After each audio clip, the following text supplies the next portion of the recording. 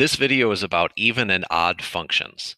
If we look at these pictures, that can kind of give us an understanding of what even and odd functions look like graphically. When we look at x squared, x to the fourth, x to the sixth, and any other basic parent function that has an even power, what we see is that the graph has reflections over the y-axis. So if I take a look at the y-axis as sort of a mirror, what you can see is each of these functions would have points that reflect perfectly over the y-axis. So, for example, this point on y equals x to the sixth reflects perfectly over to the other side.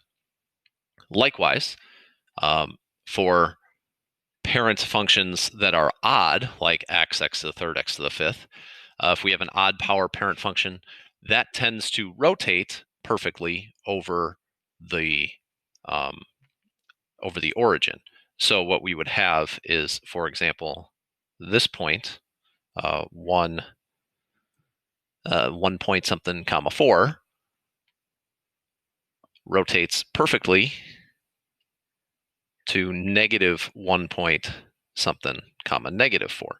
So it rotates 180 degrees about the origin. Another thing that we need to know before we get too deep into this video is that even powers eliminate negatives. So x or negative x times negative x would become positive x squared, because a negative times a negative is a positive. And likewise with to the fourth and to the sixth. But if we have the situation where we have negative x to the third, let's say, negative x times negative x becomes positive x, but then there's still another negative that's floating around in there. One other thing to keep in mind when we have these is when we look at something like negative x squared, that's not the same as negative x squared. So this would be negative x times negative x, whereas this one is negative x times x. So that's just important to remember from our previous math classes. And then when we just look at one more thing that we may want to remind ourselves, if we have negative, or the cube root of negative x, that's the same thing as negative cube root of x. It kind of works in a similar way as the odd powers do. But when we have an even situation like the square root of x, there are domain restrictions. So I can't just say that negative square root of x is the same thing as the square root of x. It's not similar. They are not equal to each other. That's because they have domain restrictions. Like in this particular case, you can only have a domain of the negative numbers, whereas in this case, you can only have a domain of the positive numbers, and 0 is actually in both domains. So now let's go to the actual notes. Even functions are functions that behave a lot like these basic parent even-powered functions. They have symmetry over the y-axis. And odd functions behave very much like on the previous slide that I had, where they have symmetry by rotating around the origin. So a function that is even reflects symmetrically over the y-axis, and a function that is odd rotates symmetrically about the point 0, 0. So a function is even if for every number x in its domain, the number negative x is also in its domain, and f of negative x is equal to f of x. For odd functions, that means that f of negative x must equal negative f of x. In even functions, the point x comma y being in on the function, so if f of x has x comma y, f of x must also have another point. It must also have negative x comma y.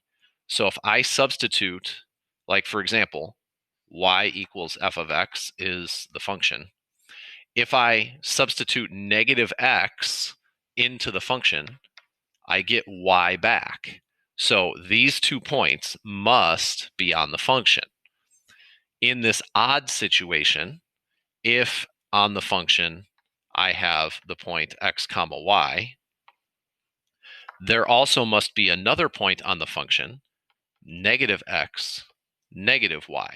So the thing gets rotated 180 degrees. It ends up in, if it was in the first quadrant, it ends up in the third quadrant with the exact same x and y type of values. Algebraically, what we would do is we substitute negative x in for x in the original equation. If you simplify and it's the same equation as the original, the function is even. And if you simplify and it's opposite of the original equation, then the function is odd. You can see that number 1 looks like if there's any sort of symmetry, it would be rotational, but it's not quite that simple. We have the point 1, 0, but we don't have the point negative 1, 0. So notice the point negative 1, 0 is not on the graph. So let's show what we do to test for this. F of negative x, so we basically just substitute negative x anywhere there was an x into the original equation. Now, remember that when we have an odd power, we can pull the negative out. But when we have an even power, negative x to the fourth just becomes x to the fourth. Our test is this equal to f of x? And f of x was x to the fifth minus x to the fourth. It is not. Is it equal to the opposite of f of x? So the opposite of f of x is negative x to the fifth plus x to the fourth. It's basically changing the signs of everything. It's not equal to that either. So therefore, this is neither. Number 2, graphically, it very much looks like an even function. It looks like it flips over the y-axis. Let's double check. So if we have f of negative x, that's negative x to the sixth plus 1. That's the same thing as x to the sixth plus 1, which is the same as the original function, f of x. So that means that's an even function. If we look at this graphically, it looks like an odd function. So the reason we can think it looks like an odd function is each of these points. So for example, this point that's at a little bit less than 1, comma 2. If we look at it, it looks like it comma negative 2. It looks like it rotates perfectly over to the other side. And that seems to be the case for all of them. So what we will do is we will say f of negative x, the cube root of negative x over negative x squared minus 1. That simplifies to be the opposite of the cube root of x over x squared minus 1. This is exactly equal to the opposite of the original function because the original function was x cubed, or the cube root of x over x squared minus 1. And what I can do with this negative is I can rewrite it out in front because only the numerator is negative, the denominator looks the same. So it looks like negative cube root of x over x squared minus 1, and these are opposites. So this is an odd function. Number 6, this also looks like an odd function because any point here is exactly rotated 180 degrees about the origin. But let's double check. F of negative x in this case is negative x over the absolute value of negative x. That's negative x over the absolute value of x. The reason we know that the absolute value of negative x is equal to negative x is whatever we substitute into the absolute value, like if I substitute negative 3 in for x, it does not matter whether I substitute it into either one of these. It ends up being exactly the same. So that means that this is exactly equal to negative x over the absolute value of x, which is the opposite of f of x.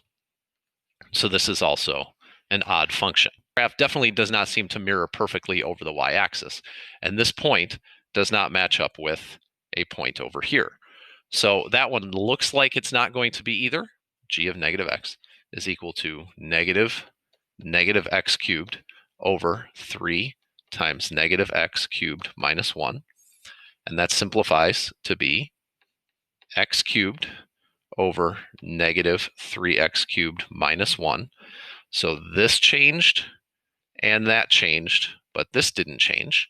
If everything totally changed in both the numerator and the denominator, it would actually be the exact same function as the original. And if only the numerator or only the denominator changed, then it would be a total opposite function. But in this case, it's neither. Let's look at it from an algebraic perspective real fast. Negative x plus the absolute value of negative x is equal to negative x plus the absolute value of x. And that is not the opposite, because both of these would have to be negatives. And it's not the same because it's clearly not the same. So that means both of these functions at the bottom are neither even nor odd. Last thing that we're going to talk about, is it possible for something to be both even and odd? If we have a graph and we have the point x, y, in order for it to be even, it would have to mirror over to negative x comma y. In order for it to be odd, it would have to mirror over to negative x negative y. It can't be both even and odd at the same time, because in that case, if both of these were true, then you would have 2 points on the same function that would have the exact same x values, and they would have different y values. That would not be a function.